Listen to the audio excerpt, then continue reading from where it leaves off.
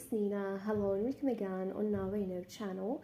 And in today's video, we're going to talk about how to make an Instagram video call. So let's get started.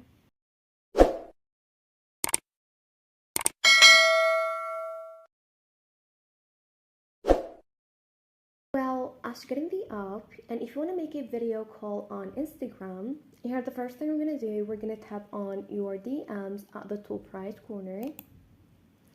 And after that, choose the user that you want to make a video call with. For example, I'm going to choose this one. Now what we're going to do, as you see here, we have this little phone icon.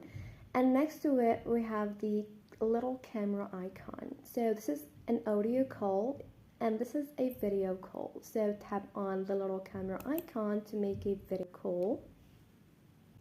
And here, of course, you can turn on the back camera if you want to by tap on this little two arrows. You can also unmute the mic by tapping on this little mic. And here, if you want to switch it over to an audio call, then tap on this little camera. And to end up the call, then tap on this icon at the bottom right corner. And this is it. Thanks for watching. See ya.